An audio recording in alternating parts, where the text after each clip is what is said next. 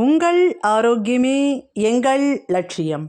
மாமியார்ஸ் அடுப்பங்கராவிலிருந்து இன்றைக்கி நீங்கள் பார்க்க போகிறது ரொம்ப டேஸ்டான மோர் களி. எப்படி செய்யறதுன்னு ஆக்சுவல் வீடியோக்குள்ளே போகிறதுக்கு முன்னாடி இது வரைக்கும் எங்கள் சேனல் சப்ஸ்கிரைப் பண்ணலைன்னா இப்போவே சப்ஸ்கிரைப் பண்ணுங்கள். பக்கத்தில் உள்ள பெல் ஐக்கானையும் டச் பண்ணிக்கோங்க. இந்த வீடியோவை லைக் பண்ணி மற்றவங்களுக்கும் ஷேர் பண்ணுங்கள். வாங்க வீடியோக்குள்ளே போவோம். இன்றைக்கி நாம் பண்ண போகிற மோர் களிக்கு ஃபஸ்ட்டு ஒரு தட் இஸ் 2 கப்பு கெட்டி மோர் எடுத்து ஒரு பாத்திரத்தில் சேர்த்த வேண்டியது தான். எந்த கப்பால் மோரை எடுத்தோமோ அந்த கப்பாலேயே 2 கப்பு தண்ணி அதையும் எடுத்து இதில் சேர்த்துற வேண்டியது தான். அதையும் சேர்த்துட்டு ஒரு கரண்டியை எடுத்து நல்லா அப்படியே கிளறி கொடுத்துடலாங்க. ஸோ தட் நல்ல ஈவனாக இருக்கும். தட் இஸ் கெட்டி தயிர் ப்ளஸ் தண்ணி ஈவனாக இருக்கும். இப்போ இதெல்லாம் எந்த கப்பில் அளந்தமோ அதே கப்பால் 1 கப்பு அரிசி மாவு அதையும் எடுத்து போட்டாச்சு. இப்போ இதை கட்டி இல்லாமல் நல்லா கலந்து அப்படியே கரைஞ்ச ஃபார்மில் வரணும். பாருங்கள், இது போல் கரண்டியால் வேகமாக கரைஞ்சாலும் சரி, இல்லை கையால் கரைச்சாலும் சரி, இல்லை விஸ்க் வச்சு நல்லா அப்படியே கலந்து கொடுத்துடணும். அதுதான் அல்டிமேட்டாக எய்மு. ஸோ லம்ஸ் இல்லாமல் நல்லா கரைச்சி எடுத்துக்க வேண்டியது தான். இன்றைக்கி இப்போ ஒரு நான்ஸ்டிக் கடாயில் ஒரு டேபிள் ஸ்பூன் அளவுக்கு எண்ணெயை விட்டு அதில் கடுகு, 1 டீஸ்பூன் கடுகு எடுத்து போட்டு அது நல்லா பொரியட்டும். கடுகு நல்லா பொரிஞ்சாச்சு. இதில் 10-12 மோர் மிளகாய்கள் அதை நல்லா போட்டு ஃப்ரை பண்ணி எடுக்கணும். பாருங்கள், இதெல்லாம் கலர் சேஞ்ச் ஆகும். பட் இன்னுமே நல்ல ஒரு தட் இஸ் நல்லா பொரியணும் எண்ணெயில். அந்த அளவுக்கு இந்த மோர் மிளகாயை நாம் வறுத்து எடுத்துக்கலாம். இந்த வறுத்த மோர் மிளகாய்களோட கொஞ்சமாக பெருங்காயம், எந்த அளவுக்கு பெருங்காயம் போடணுமோ அதில் 50% மட்டும் இதில் போட்டு அதையும் சேர்த்து வறுக்க வேண்டியது தான். இப்போ இதில் வந்துட்டு நாம் 2 டேபிள் ஸ்பூன் கடலைப்பருப்பு, 2 டேபிள் ஸ்பூன் உளுத்தம் பருப்பு கோல்டன் ஃப்ரை ஆற அளவுக்கு இதை நாம் வறுத்து எடுக்க வேண்டியது தான். பாருங்கள், இதில் அப்படியே இந்த எல்லா பொருட்களும் நல்லா ஃப்ரை ஆக ஆரம்பித்தாச்சு. நாம் எடுத்து வச்சுருக்கிற மோரில் தேவையான அளவு உப்பு, பெருங்காயம் அதில் 50% தான் போட்டிருக்கோம், அதனால் இதில் கொஞ்சம் அதையும் போட்டு இதை நல்லா கலந்த பிறகு இந்த ஒரு வறுத்துருக்கோம் இல்லையா, அதில் இதை அப்படியே விட்டுற வேண்டியது தான். நாம் கிளறி கொடுத்துடலாம்.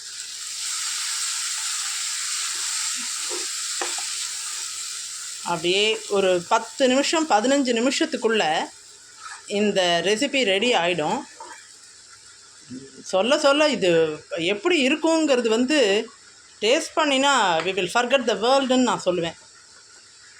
அந்த அளவுக்கு இட்ஸ் அ ட்ரெடிஷ்னல் ரெசிபி. அதாவது ரொம்ப வருஷங்களாக, ஒரு 50-60 வருஷங்களுக்கு முன்னாடியே செய்துட்ருக்கிற ஒரு ரெசிபி தான் இது. ஸோ இந்த ஸ்டேஜில் இதை மினிமம் தட் இஸ் லோவில் வச்சு அடுப்பை சிம்மில் வச்சு அப்படியே கிளறி கொடுக்க வேண்டியது தான். இது ஓரளவுக்கு கெட்டி ஆன உடனே நம்ம அடுத்தடுத்து என்ன செய்யணுங்கிறத பார்ப்போம். இப்போ இதை அப்படியே கிளறி கொடுத்துட்டே இருக்கலாம். அடுப்பில் விட்டு ஒரு 5 நிமிஷத்துலேயே ஓரளவுக்கு கெட்டி ஆயாச்சு. இந்த ஸ்டேஜில் அப்படியே எடுத்து வாஷ் பண்ணி வச்ச கருவேப்பிலை, டைரெக்டாக அப்படியே ஸ்ட்ரைட் ஸ்லிட் போட்டு வச்சுருக்கிற ஒரே ஒரு பச்சை மிளகாய் அதையும் போட்டு இப்போ நல்லா கிளறி கொடுத்துருவோம். அப்படியே இன்னொரு 5 நிமிஷம் இதை நாம் அடுப்புலேயே சிம்மில் வச்சு கிளறலாங்க.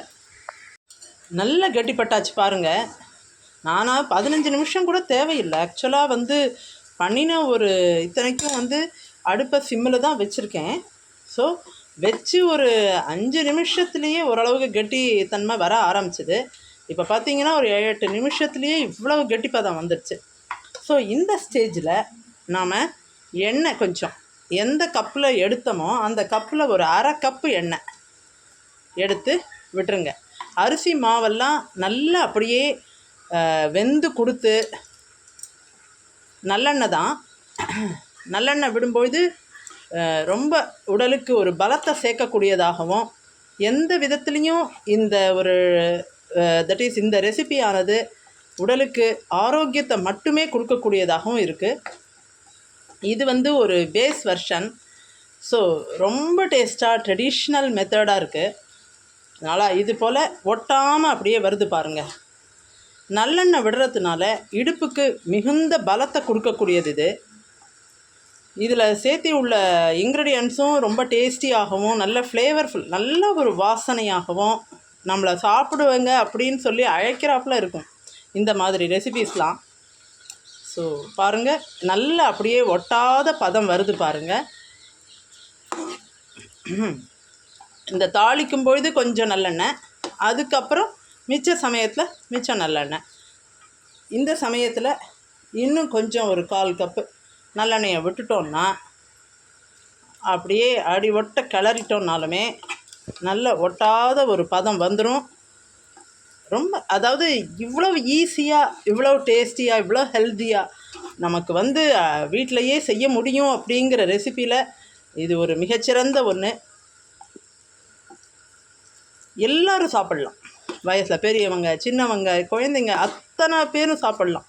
எல்லாருக்குமே உடலுக்கு நல்லதை தரக்கூடியது இது. ஸோ அது மாதிரி ஆல் ஏஜ் குரூப்ஸ். ஸோ இன்றைக்கி உங்களோட இந்த ஒரு அருமையான ரெசிப்பியை ஷேர் பண்ணுறதுல நான் ரொம்ப ஹாப்பியாக இருக்குது. எங்கள் குரூப்பே வந்து ரொம்ப இதை விரும்பி செய்யக்கூடிய ஒரு ரெசிபி தான் இது.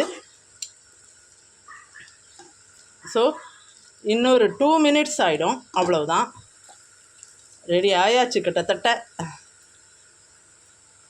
மொத்தமே இதில் வந்து நம்ம மாவு எடுத்த இதில் வந்துட்டு நல்லெண்ணெய் ஒரு 3/4 எடுத்து வச்சேன். அரைவாசி ஃபஸ்ட்டு விட்டேன். அதுக்கப்புறம் மிச்சம் இருக்கிறதும் உடலுக்கு நல்லது தான் அப்படிங்கும்பொழுது அதையும் விட்டுருக்கேன். ஒரு கப்பு அந்த அரிசி மாவு எடுத்தோம் இல்லையா, அதில் 3/4 கப்பு நல்லெண்ணெய். அது ஆனால் ஒரே சமயத்தில் விட்டுற வேண்டாம். தாளிக்கிறதுக்கு எடுத்துகிட்டு அதுக்கப்புறம் கெட்டிப்பட்ட உடனே கொஞ்சம் கொஞ்சமாக ஸ்டேஜாக அப்படியே விட வேண்டியது தான்.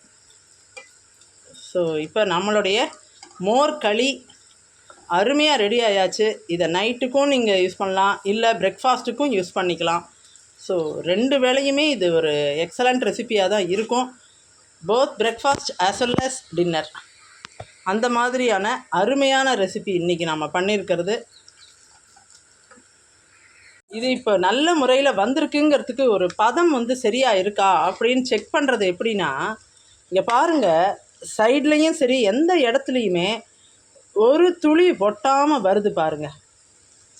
ஒரு துளினா ஒரு துளி ஒட்டலை. இந்த சைடில் வானலியில் பார்த்தீங்கன்னா எந்த இடத்துலையுமே ஒட்டாத ஒரு ரெசிப்பியாக வருது பாருங்கள். இந்த பதம் தான் சரியான பதம் நம்ம பண்ணியிருக்கிறதுல கரெக்டாக இருக்குது அப்படின்னு சொல்லி. நாம் இன்றைக்கி யூஸ் பண்ணியிருக்கோம் இல்லையா, அந்த கெட்டி மோர். அந்த கெட்டி மோர் வந்து லைட்டஸ்ட்டு புளிப்பு இருந்தால் ரொம்ப டேஸ்ட்டாக இருக்கும். இன்கேஸ் எங்கள்கிட்ட அந்த லைட்டான புளிப்பில் மோர் இல்லை அப்படின்னா, சின்ன நெல்லிக்காய் அளவுக்கு புளியை ஊற வச்சு அந்த இதை கூட இந்த மோரில் கொஞ்சம் சேர்த்துக்கலாம், அந்த லைட்டஸ்ட்டு புளிப்புக்கு. இல்லை டோட்டலாகவே புளிப்பே பிடிக்காது அப்படிங்கிறவங்க அப்படியே டைரெக்டாக தயிரை கடைஞ்சி மோராகவும் யூஸ் பண்ணிக்கலாம். இதில் பாருங்கள், நம்ம வந்து ரெகுலர் பச்சை மிளகாய் யூஸ் பண்ணாமல் மோர் மிளகாயை யூஸ் பண்ணியிருக்கோம். அது வந்து அவ்வளோ டேஸ்ட்டு கொடுக்கும். அதே போல் சைட் டிஷ்ஷாகவும் மல்லித்தொக்கு அதையும் வச்சுருக்கோம். அற்புதமான சுவையில் இருக்கக்கூடிய இந்த மோர்களியோட மல்லித்தொக்கும் நம்மளுடைய பெஸ்ட்டு சாய்ஸ் ஆஃப் டிஃபன் ஐட்டமாக இருக்கும். ஸோ இது போல் மேலே மேலே மேலே நல்ல நல்ல ரெசிபீஸோட நம்ம சேனலில் உங்கள் எல்லாரையும் அடிக்கடி சந்திக்க போகிறோம். We will meet you often.